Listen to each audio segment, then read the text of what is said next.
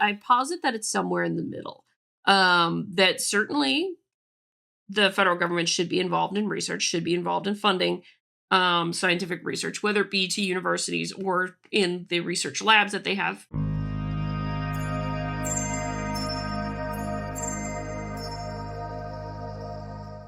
So, as of the time of this recording, the US federal government has partially shut down.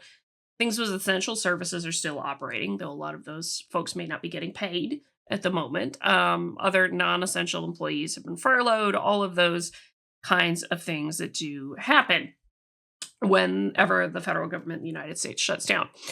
Um, and of course, there's also things to do with this that are connected with the science side of it. And that's why I want to come into this. I'm not going to get into the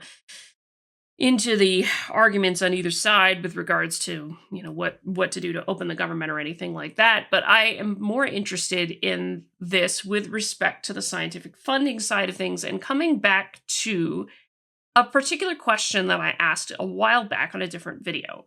That, bring it back up again because I think it's a good time to talk about that.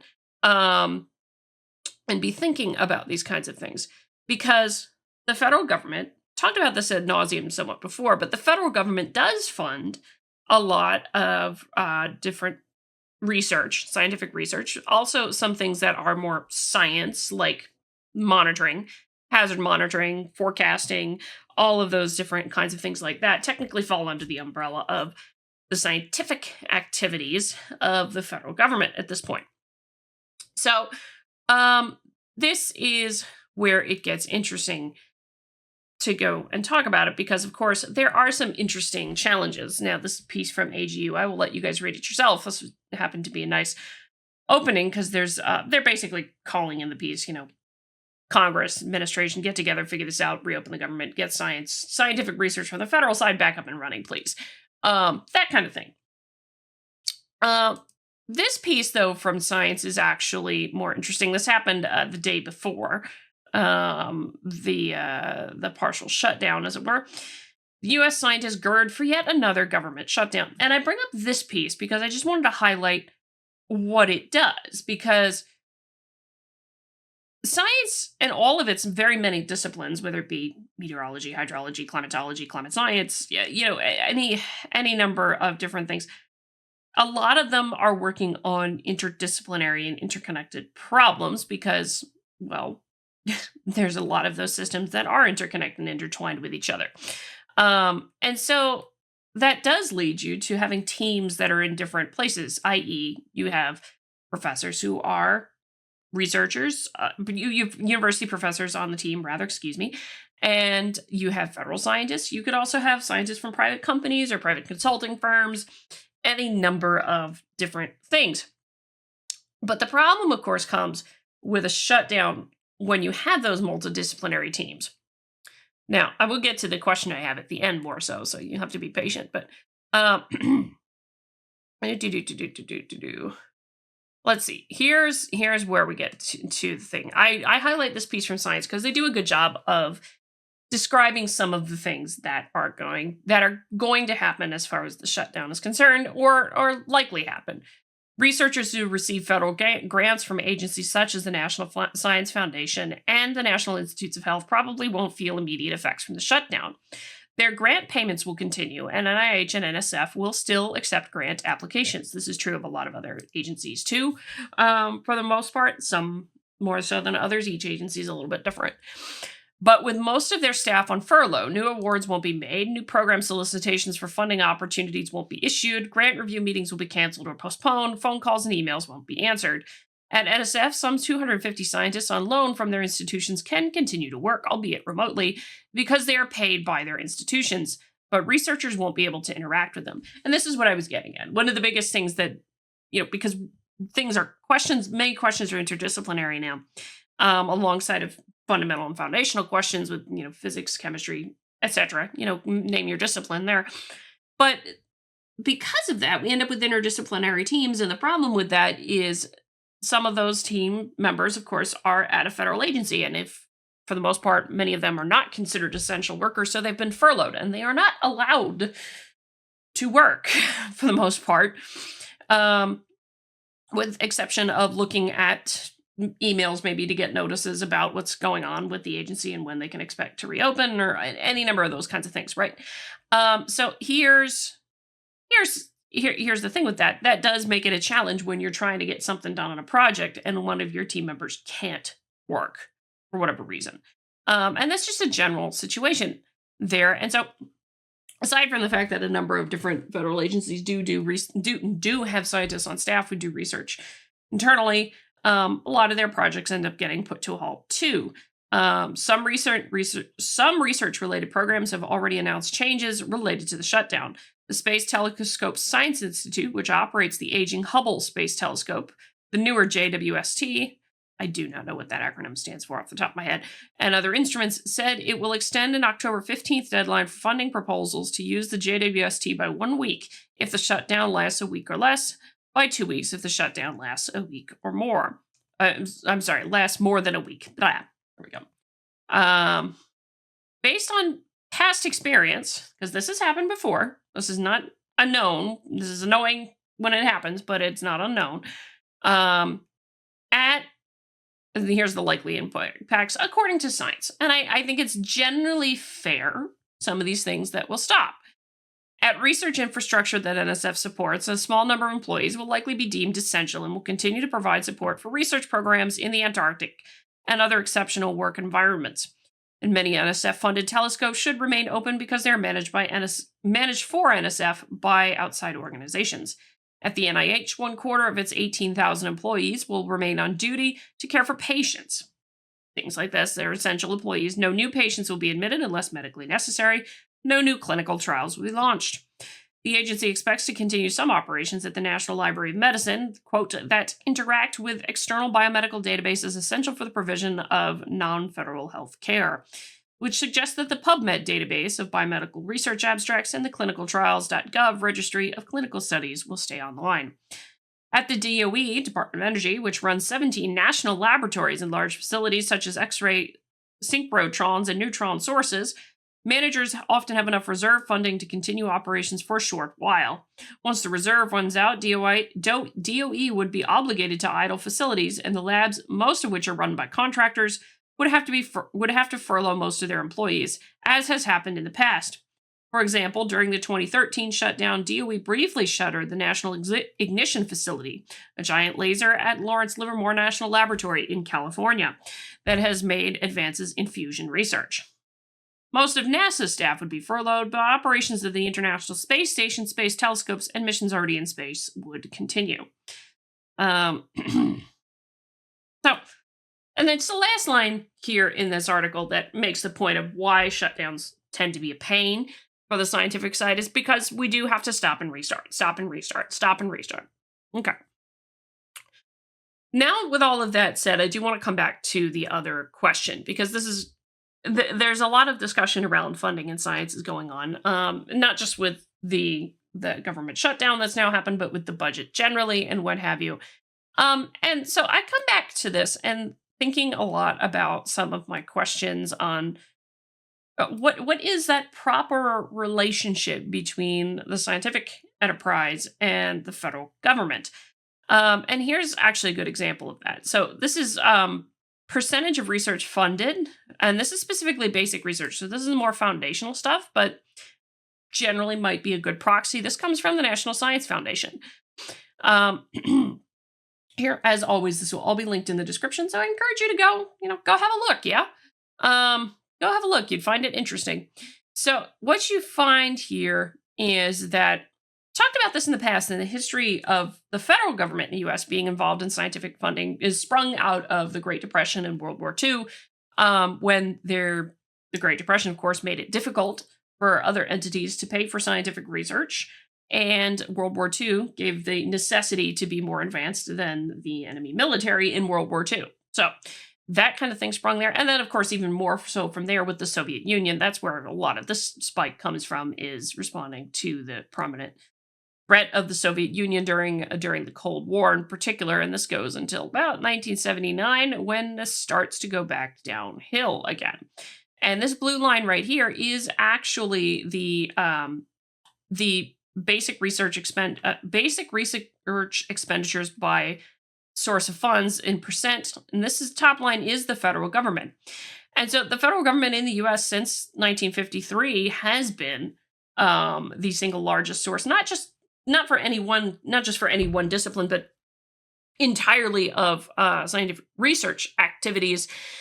It's been the single biggest source. But you notice this has changed pretty dramatically over time. And in this most recent time, place, in history, I got to look up and see if I can't find the numbers that are a little bit newer, because this is the 2022 year. So obviously this is a couple years old now. But it's actually, I think it's also featured in this particular article or something very similar to it. This is like federal science spending percentage of GDP that they got here. And obviously the GDP of the United States has changed pretty dramatically over time too. But anyway, it's just to make a point there that I'm not the only one pointing out to some of these kinds of numbers. But what I would draw your attention to is here on the end, where it would seem, at least in the last couple of years, that there are other sources now that are on par with the federal government in terms of funding science as a whole. And so that's why I keep coming back to the question, and it is a fair question to ask. It's not a question that should be avoided, because we need to be thinking about these things seriously as part of functioning society generally. Is, what is that proper role? How much of this kind of stuff should be funded by the federal government? So fund budget authority. This is again in percentage kind of thing. This was the estimated number for 2023, and 2024 was the proposed number, because this is usually like a year or so behind when they issue all this. Experimental development, basic research, applied research. So you can get a sense here of what some of this is. So 28%. Experimental development is, some of the crazy stuff. But here's also another great graphic that NSF does here. And this is millions of constant US $2017. So this is adjusted to $2017. But you can see here something interesting, that this orange line here is the federal government spending in terms of, well, that's $135-ish billion R&D here compared to the total. The biggest one to take precedent with that now has been just businesses generally. And that's not to say the federal government stuff isn't important. That actually do get a tremendous return on investment for the research dollars spent by the federal government. 30 for basic research in here, basic research functions. So yeah, this is national by selected budget functions. So for example, this would be health related stuff on the top. Those kinds of things. Space flight is in here. Other functions in the purple, because there's a lot of other little things. General science and basic research. Federal obligations for basic research by agency. So you can see them all here. The biggest one, hands down, is Health and Human Services. In here for sure. This is the all other agencies thing, but you also get NSF, which has oh gosh, it's a horrible color. It's a horrible color because when you click on it, it fades enough, and it's just light enough that it's difficult to spot. NASA, DOE, DOD, USDA, in here. And then, of course, by the discipline. Yeah. And so, like, the federal funding amount total for a lot of things has remained pretty consistent. So the obligations for basic research, what percentage of the federal dollars goes where, or tends to go where, according to the National Science Foundation statistics. So therein, again, lies the question here that I have with all of this. And before I make this point, there's a couple of caveats that I want to make with it. Because, where's that graphic? Just so I can have it in front of me for this. This one here. This is the percentage of federal dollars that tends to go toward these disciplines in each fiscal year.